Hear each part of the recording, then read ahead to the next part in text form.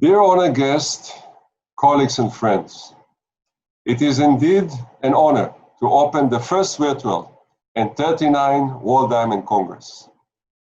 It is certainly a first for the WFDB and INMA to hold a Congress over the internet. But this year has brought us many firsts, which we have had to learn to live with. I would like to welcome the representatives of our booths. And for the first time, I would like to recognize our new associate members, Chao Tai-Fuk, who are also an observer on Exco, Malka Amit, Israel Diamond Institute, Mizrahi Tfachot Bank, Hong Kong IDA, and ABN AMRO. I would like also to welcome INMA President, Mr. Ronnie van der Linden, and all our INMA members who have joined us today. I would especially like to recognize two of our important guests, Dr. Gaetano Cavalieri, President of CIBGIO, and Mr. Edward Asher, President of the World Diamond Council, both of whom will speak here today. In addition to myself and Mr. Ronnie van der Linden, I also would like to welcome the honorary presidents, my dear friend Eli Isaacov and Shmuel Schnitzer.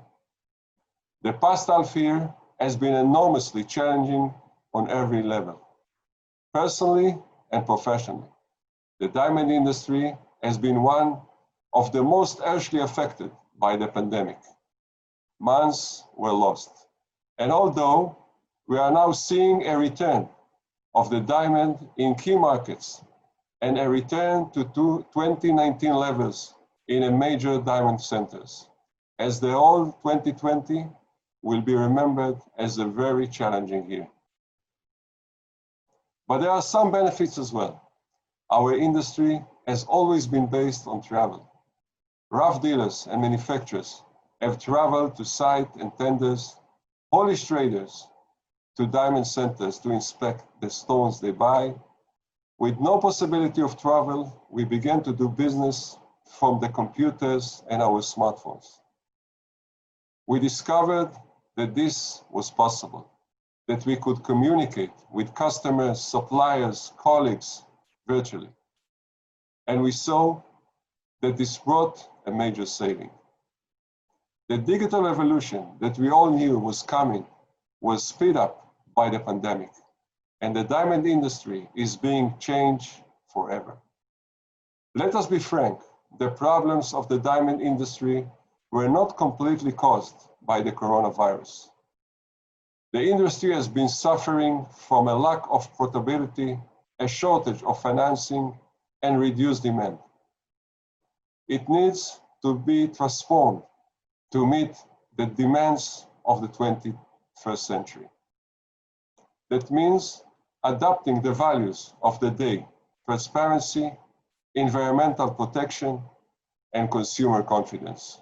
It means working together with the regulators to create rules and measures that benefit all. In the past several months, the industry has come together to launch its most ambitious project yet, Get Diamond. This e-commerce platform was created to provide the industry with an alternative, a platform produced by the industry for the industry. The importance of Get Diamonds is far behind the site itself. It means that by mobilizing the power of individual diamanteers and the leadership of WFDB, this industry can take its fate into its own hands and accomplish amazing things. But there is so much more to do. We look to you to continue to support us on issues that are at the heart of this industry. Only by working together and being united, we can ensure the future of the great diamond industry. You will shortly hear from the new CEO of Get Diamonds. We believe in the tremendous potential of this platform, and with the support of the whole industry, we know that it will be a great success. This is a great industry, and we should all be very proud. The story of the diamond is truly an incredible one. On a very personal note, I continue to be touched and amazed every time that I hold the diamond in my hand. My love affair with the diamond is still very much alive. Thank you for being with us today. I hope that we will have an interesting and productive Congress. Thank you very much. So well said, and I couldn't agree with you more on every single point you mentioned. First of all, welcome everybody. I'd love to say it's great to see you.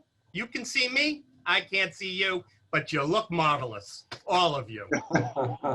So, with that said, Mr. Yoram Dvash, Acting President of the World Federation of Diamond Bourses, WFDB, Edward Asher, World Diamond Council President, WDC, Gaetano Cavalieri, Dr. Gaetano Cavalieri, President of SIBJO, the World Jewelry Confederation, Honorary President, IDMA President, Jeffrey Fisher, honored guests, colleagues, friends, ladies and gentlemen, all protocols observed. My name is Ronnie Vanderlinden.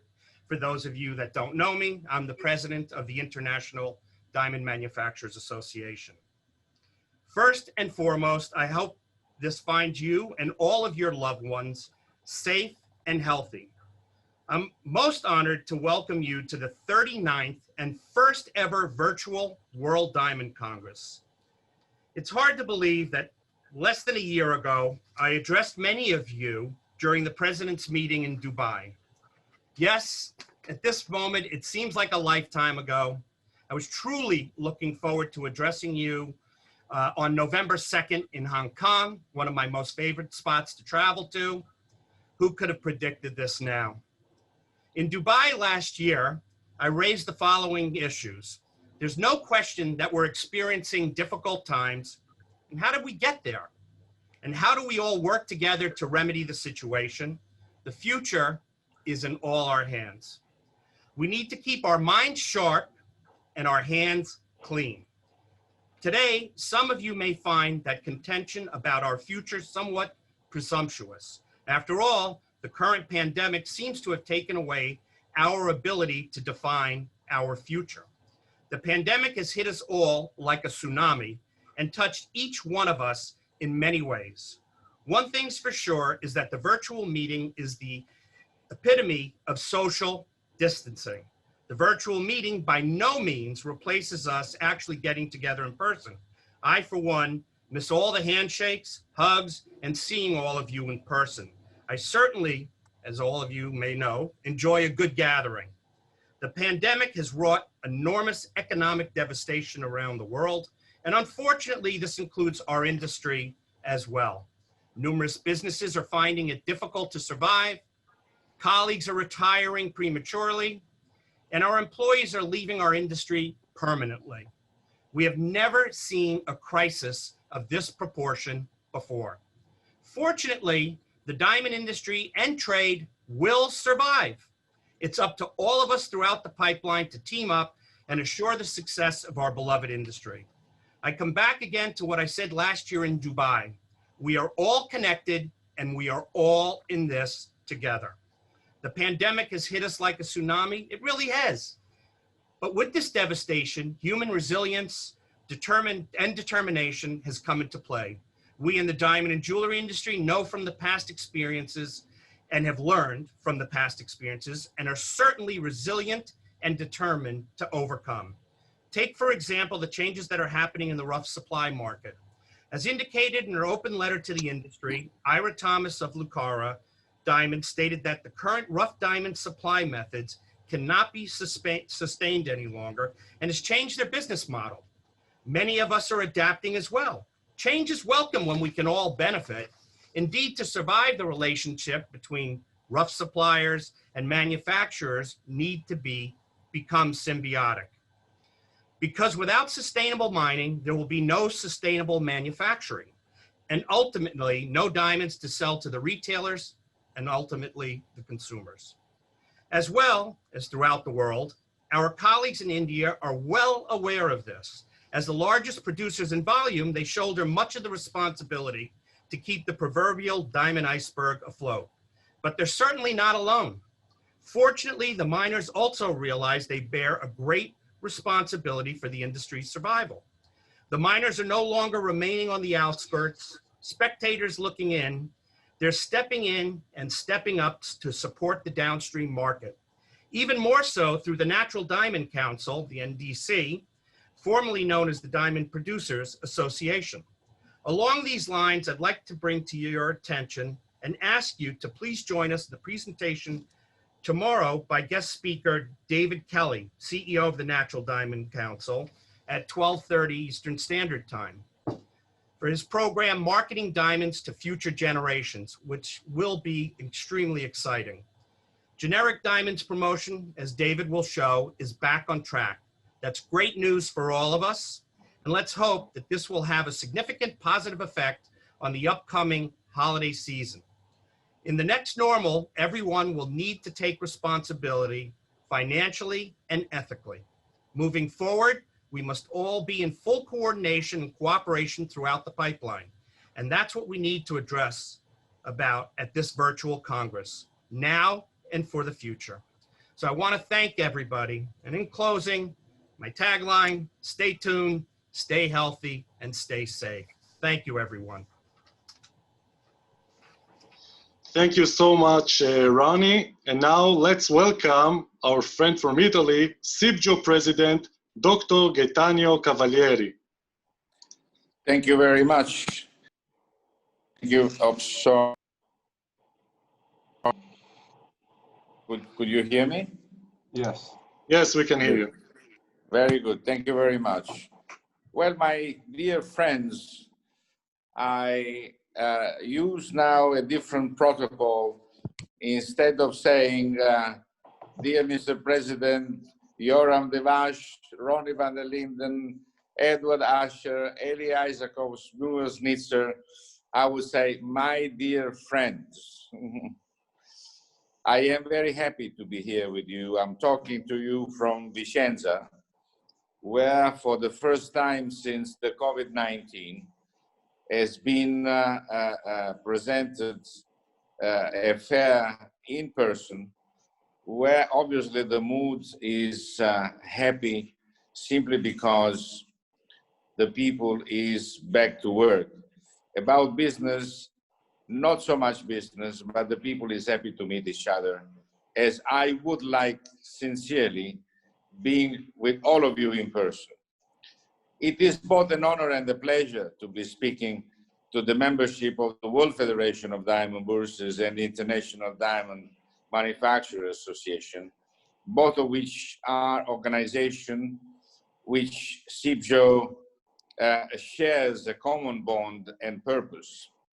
Thank you very much for having invited me. I would have much preferred, as I said, to be doing this in person as I have in the past, but circumstances have made this impossible. Be that as it may, I would like to congratulate both Yoram and Ronnie for WFDB and IDMA officers and staff members who have assisted in this planning and production, this virtual Congress, for their show of leadership, as well as for their adaptability and resilience of not only their association, but of the diamond industry in general. Current leadership, adaptability, and resilience were also evident in the decision of the Federation to upgrade and promote the use of GET, G-E-T-T, Diamonds platform, creating within an incredibly short period of time as WFDB-sponsored virtual trading platform with the support and protection that brick and mortar bourses and are able to provide. Many have said already that COVID-19 crisis will not much change us, as much as it will accelerate processes of changes that were already underway. The WFDB virtual trading platform would likely have come to be some later stage, but the global pandemic brought that day closer. In any case, it is tremendously important milestone, and I look forward to seeing how it grows and develop over the weeks, months, and years ahead. I would like to focus the remainder of my brief remark on consumer confidence, but more specifically on what I fear could develop into one of the most significant threats we have ever faced to the confidence of consumers in our products and the integrity of our business community. I am speaking about the growing availability of synthetic, or what more commonly are referred to as laboratory-grown diamonds in marketplace, and more specifically to how they are marketed and sold. But first, let me make myself 100% clear. I am not questioning the legitimacy of laboratory-grown diamonds, nor the integrity of those who deal with them in a proper manner. These goods have as much right to be offered and sold in the marketplace as do natural diamonds, and they deserve a place at the table of the greater jewelry industry. What concerns me are those instances where deliberate action are taken to blur the distinction between laboratory-grown diamonds, or in sufficient measure and instituted to ensure that the consumer understands that the two different product categories are concerned. And when I state two different product categories, I refer not only to how they are grown, but also to the economic models by which each one operates. If consumers do not properly understand the differences between them, they cannot make informed purchasing decisions. We are fast approaching a critical inflection point. From the very introduction of jewelry quality laboratory-grown diamonds, the dominant business model used in that sector has involved benchmarking their prices against the prices asked for natural diamond of similar quality. This is despite the fact that the relatively high price asked for high quality natural diamond, say for example, a 2-carat BS1F color stone, is in function of the fact that demand is high and is objectively more difficult to find. A similar laboratory-grown diamond, hello? Yes, sorry. It's okay. Sorry, so because I'm using my mobile, so sometimes people is, I'm sorry. So a similar laboratory-grown diamond can pretty much be ordered at will, as long as the producer has the technical capacity and a proper quality control. However, what we also have seen over the past several years is that as the number of laboratory-grown diamond producers has grown, and so exponentially, as the number of laboratory-grown diamonds in the marketplace, economic forces have caused the price difference between two categories for similar quality stones to become even wider. This means that the benchmark economic model is becoming difficult to maintain. When the Bees launched its laboratory-grown diamond brand Lightbox Jewelry about 2 years ago, it introduced a new fixed price model, irrespective of the clarity or color of the stone. But most others producer has not followed its suit, opening to perpetuate as long as possible the fictitious link between the prices of the two products.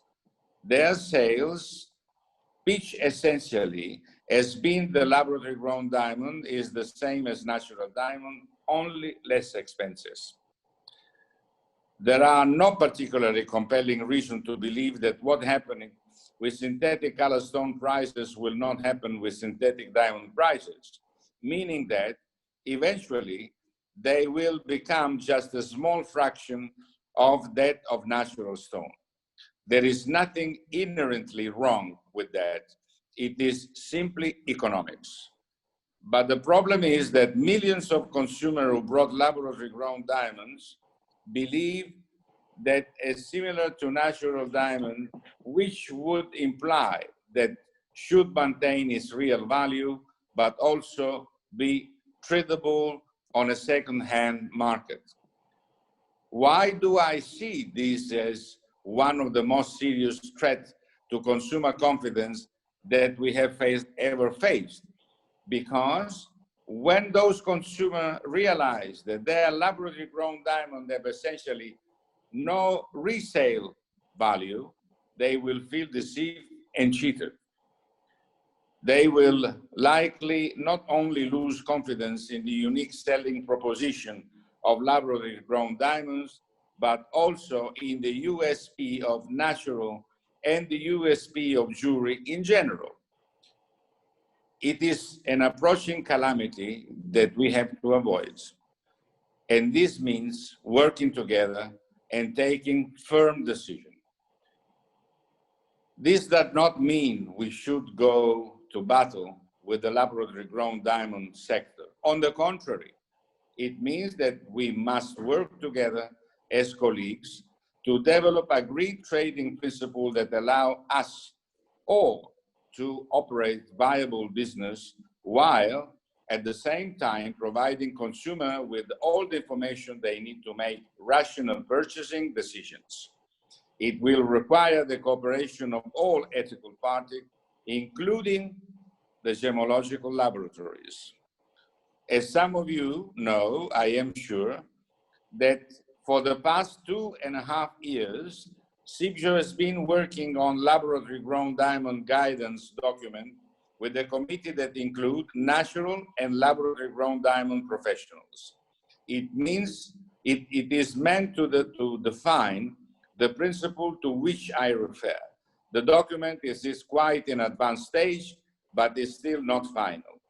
Time does not permit me to go into all the details, but I am ready with my officer, happy to discuss the guidance document with anyone who wishes to. Let me call to action today, where all of you, WFDB and IDMA members alike, work together with us in the mission to establish harmonized trading principle. To overriding goal must be that consumer confidence and that underpins all that what we do will not damage. My dear friends, this is a particular moment. It's a moment where the pandemic has changed the world completely. I do not think that when we go back to what is generally called the new normal, it will be a new normal. We have to change, we have to move forward, and we have to defend our industry and our reputation and our integrity in order to serve the consumer in the most appropriate way. The consumer has the right to take the right decision, and we have the commitments, and we have to give them all the very incredible and detailed information in order to let them buy with full disclosure, with full recognition, and they have to be very conscious of what they are going to buy. My dear friends, WFDB, IDMA, and CIBJO, I think that we all together have a role to play, and we have to play this role immediately. Thank you very much. Thank you, Gaetano. Thank you so much, Gaetano.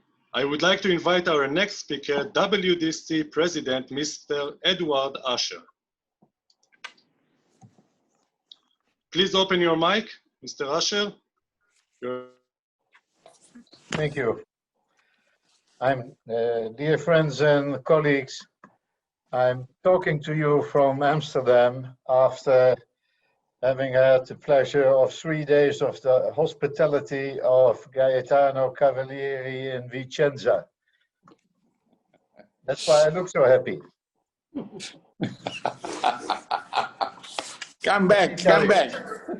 Come I back. attended my first World Diamond Congress in 1972 in Antwerp. My father had suggested I should go. For 2 years before that, I had been immersing myself in the studying of rough diamonds. It was something that took a long time in those days, before the advent of computers and sarin, and we learned largely by doing and evaluating rough stones for production.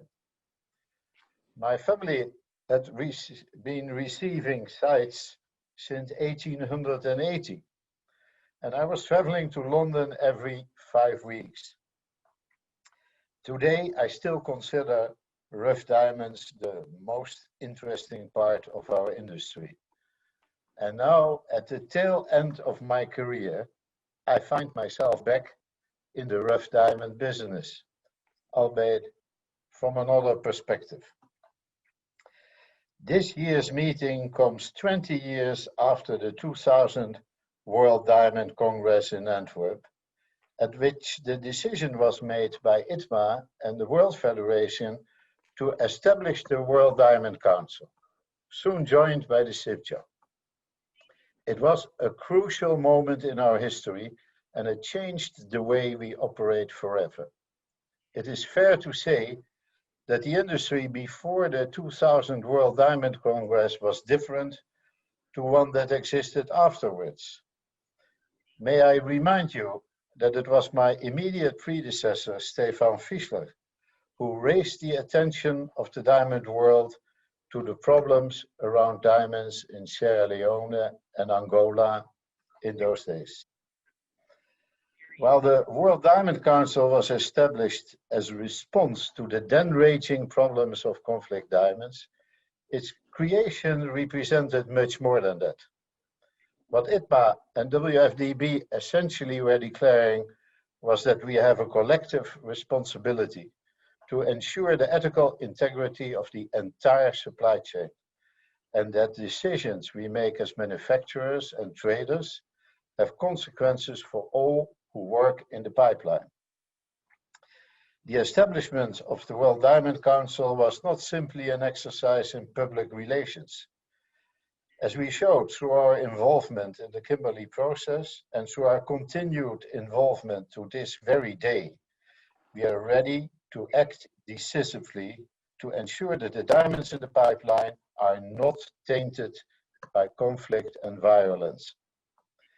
It is notable that the Kimberley Process Certification Scheme, the scheme which has anchored our business since 2003, was largely designed from a document prepared by the World Diamond Council.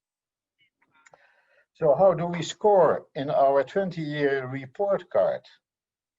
In terms of our original objective of ridding the pipeline of diamonds associated with civil conflict, we have been most successful.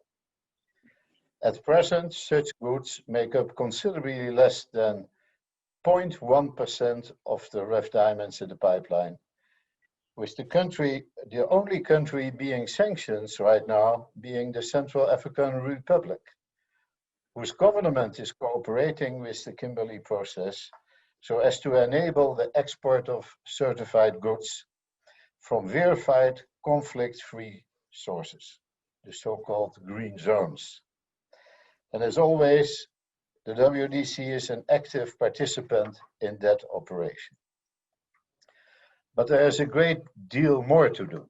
Over the past 2 decades, public perceptions of what constitutes ethical business, corporate social responsibility and sustainability have evolved, as have consumer expectations of the integrity of the products they buy.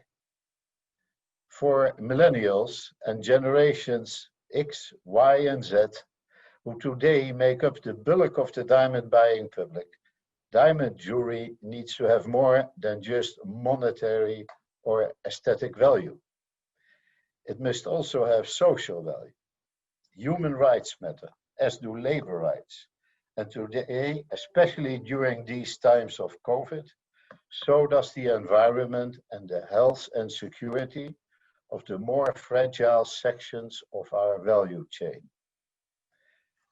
As a business community, we need to be seen as active partners in building sustainable societies. A commitment to the 17 Sustainable Development Goals of the UN must become part of our product's unique appeal. There was a great deal said and written over the past several years about the KP's 5-year review, which ended last year. More specifically, I'm referring to the campaign the World Diamond Council conducted, hand in hand with the Civil Society Coalition and a number of participating countries, to expand the conflict diamonds definition. As many of you know, at the KP plenary last year, that failed. But I'm pleased to note that the Russian chair of the KP has kept the issue of the definition on the organization's agenda for next year. We will continue to struggle for what we believe is right, but at the same time, we would be committing an error if we provide the impression that the KP has lost relevance because of the conflict diamond definition. This is simply not the case. Over its 20 years of existence, the WDC has expanded its range of activities to become a primary force in guarding the safety, well-being, and development of societies in the countries where diamonds are mined, and in particular, a pillar of support for the artisanal and small-scale mining communities upon whom literally millions of people depend. The WDC is involved in a great many of these activities, including regional initiatives designed to ensure that KP minimum standards are met, allowing artisanal miners to access the diamond pipeline and to obtain fair value for the goods they sell. I should mention here the Antwerp World Diamond Council, Origwini, De Beers and several NGOs' Gemfair initiative, and Alrosa's Diamonds That Care, or Cygnet's Responsible Sourcing Protocol, and many others. And what we do need to achieve is the WDC is not only in the rough diamond sector, but in the polished and jewelry sectors as well. We currently are putting the final touches to a new system of warranties, which will be phased in by the end of this year and 2021. It includes an online self-assessment, tailored according to the size of the diamond company, which will be a prerequisite for all companies, including a new system of warranties declaration on the invoices and memos they issue. It directly references human rights, labor rights, anti-money laundering, and anti-corruption. It will show that as diamond industry members, we do not only talk the talk, but we also walk the walk. The role that will be played by the bourses and the manufacturers' organizations in promoting the adoption of the new system of warranties will be absolutely essential, and I'm very confident that we count on both the ITMA and the WFDB's support. 20 years ago, at the World Diamond Congress, we began a journey that has strengthened the foundations on which our industry operates. We need to protect the integrity of diamonds, of the diamonds we sell. We need to prove to the new generations of consumers that our diamonds are contributing to the well-being of all in the pipeline, from the mine to the traders, the cutters and the polishers, and that we can guarantee what we say. As I said, for the industry, this is a journey of continuous improvement towards transparency and responsibility in the supply chain. In 1972, when computers did not exist, nobody had heard about conflict diamonds nor of sustainable development goals. That no longer is the case.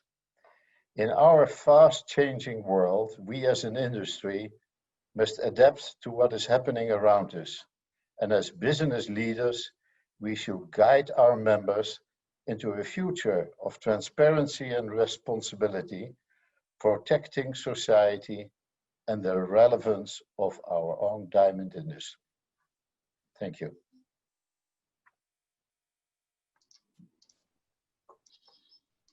Thank you very much, Edward. And now, last but not least, I'm very happy to invite Ms. Kim Peltier, our new CEO of Get Diamonds. At this opportunity, I would like to wish her good luck, and I'm sure we will see the results of your great work in the near future. Please, Kim. Well, hello, everybody, and thank you for having me. It is such a pleasure, though remotely. It is my first council, so I know no different, Congress, so I know no different, but thank you for having me, and I look forward to meeting you all in person in the future and speaking to you, hopefully very, very soon. So I am thrilled and honored to be on board with GET and part of this organization affiliated with the WFDB, part of the WFDB, and you know, before I get into more details about myself, I'd like to give a brief background about GET and how we're at this point. I know some people have touched upon it, but I'd like to walk you through briefly for those who are not as aware. I'd like to just walk you through. Is this being shared? Can everybody see?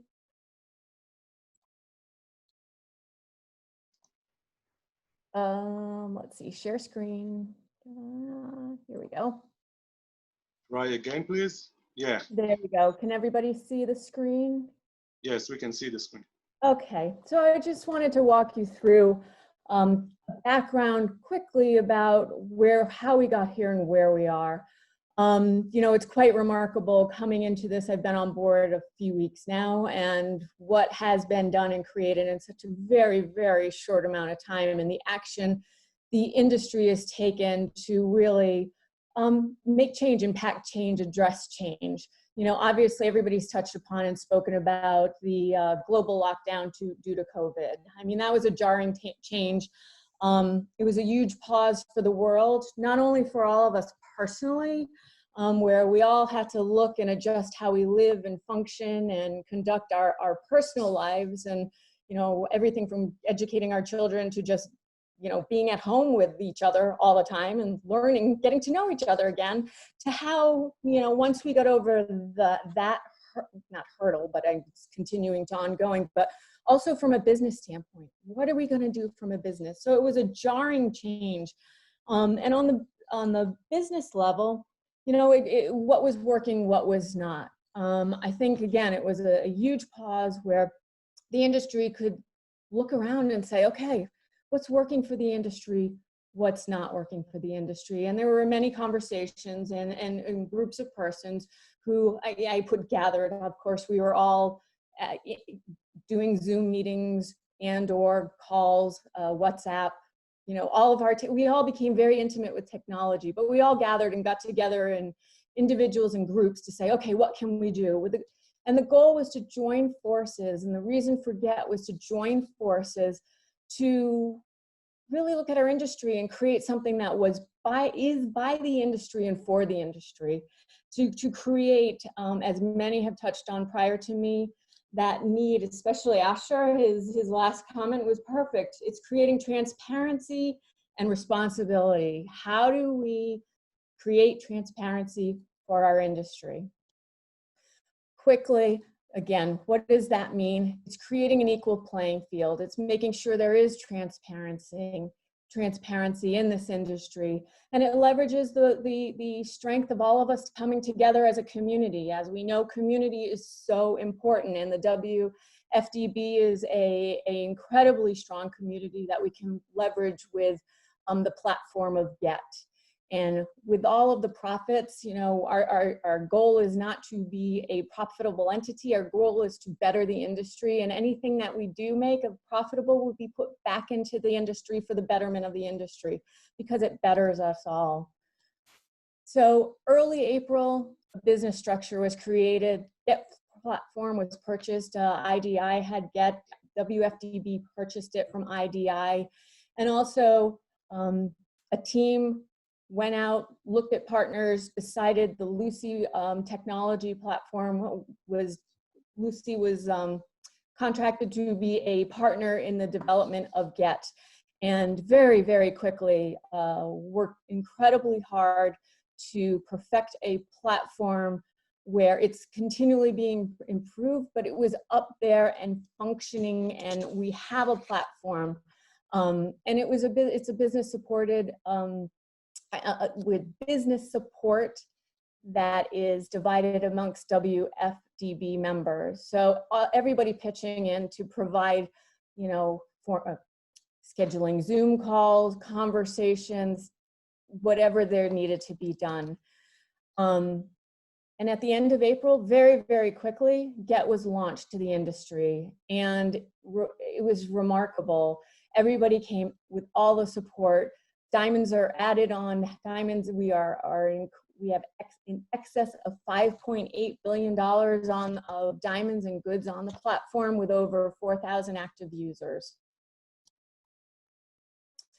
Again, just quickly, continued what we're going through now, but we're always continuing with the feedback of the membership, of the users. We're continually improving the Get platform.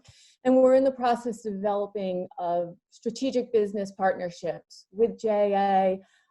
As an example, we have one in place, and I'll touch upon later. We're in the process of developing more. And then also at that time around there, I think, and Hiram can speak better to this, but I think there was the realization there needed to be somebody kind of in charge that, you know, kind of pulled things together and created more organization to the entity. And that's where there was a search for a CEO, and that's where I was hired. And just to give you all a little bit of background of myself, you know, I come from the industry. I shockingly have to say it's over 30 years, which time flies when you're having fun. Former vice president at Polygon, so I have an understanding of a trading platform. I was there during the time when Polygon was struggling a bit, and Jacques would admit that, the founder of Polygon, but I helped build it to a point where it was incredibly successful, which was incredibly rewarding. But I've worked for many brands in the industry. I won't walk you through the list, and I have a varied background in sales, marketing, product development, and diamonds. But key, I think, to what I bring to the table, not only my experience at Polygon, so I don't have to be brought up to speed on how the dynamic of a platform works. I have relationships in the US and Canada, very, very strong, deep-rooted relationships with retailers. And I think that's really one of the key important areas. Obviously, your side, the supplier side is very important, but we have to get the users on the network as well. So focus moving forward, very important, is to grow our membership. Our membership base of buyer members is very important. As they'll say, wherever the buyers are, the sellers will go. So we are working, that's my focus really, to build these strategic partners to get our retailer buyer base grown. We will nurture our partnership with Jewelers of America. We're in conversations with how we do that. I've had conversations already with Centurion, looking to offer opportunities for their retailers, as well as trying to figure out additional ways that we can create a synergy there, along with AGS, American Gem Society, and then other buying groups such as Continental Buying Group, which is CBG for anybody who doesn't know the acronyms. Again, moving forward, what we're doing on top of all of that, we're going to be fine-tuning the user interface. We're going to be adding additional features and functions that creates even more value to being a member of GET, and also develop strategic partnerships with key industry members such as GIA, Kitto, almost creating a portal for the jewelry industry, making GET where you go for diamonds as well as other information as well, creating compelling reasons for people to get on GET and spend time there each and every day. Opportunities. Well, one of the things that I find very interesting, and again, we're so young, but we, in I guess, technology times, it's, you know, we seem like we've been around for a while. We need to create awareness. I know in the United States, awareness isn't at the level it should be. Many of my retailer friends who congratulated me on my posting in the industry were curious as to what GET is. So having lots of those conversations, we're scheduling webinars, we're in communications about having additional industry articles out there to create awareness about GET and what our mission is. And then also, again, strategic partners, we're going to form them and get information out that way. They'll send to their memberships, they'll bless and endorse what GET is trying to accomplish. You know, each and every one of us play a role in helping to build this network, and it's going to take all of us, and we need your help. I need your help, please. Your belief and your support of GET. Become a member if you haven't already. Very, very important. It's you know, part of what we're offering, and we all need to believe in it. Create awareness. Let your customers know about GET, and let your friends know about GET in the industry. If they're not part of the WFTB and you know them, let them know about GET. Let's get as many members as we can on board, and upload your inventories. It's really, really important. Get your inventory up there, keep it fresh, and use GET. Use it every day. You know, ideally use it first, but I know, you know, there's other platforms. We're perfecting what we bring to the table, and we're going to get there. If we all work together, we can get there, and we will get there.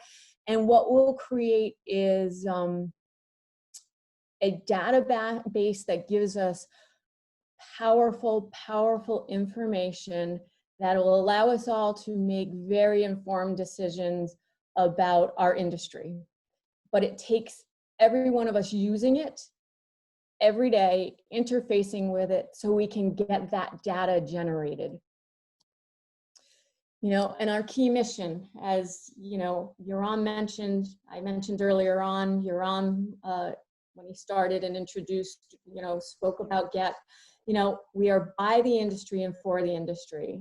And that means we all have to participate in it. If we can make this network and this platform as powerful as we believe it is and can be, we need everybody to be a part of it. And then that'll give us the strength with actual information that's generated from our users using it and participating, that we can then, you know, bring back that knowledge to the industry for us, and make sure we're responding appropriately to accurate information. You know, I wanted to put my contact information up here. I really, I value the conversations with everybody who's using the platform and has feedback for us. We need that. It'll help us perfect it and make it even stronger and better. You know, you're going to see some changes, which I won't touch upon right here, but some changes coming quite quickly, and we're very, very excited about it. So again, please, if you haven't signed up, become a member, and we'll make sure you get all the information you need to help us keep GET in top of mind. So thank you very much, and again, for having me. Let's see. I'm thrilled to be a part of the organization and look forward to working with you all. Thank you so much, Kim.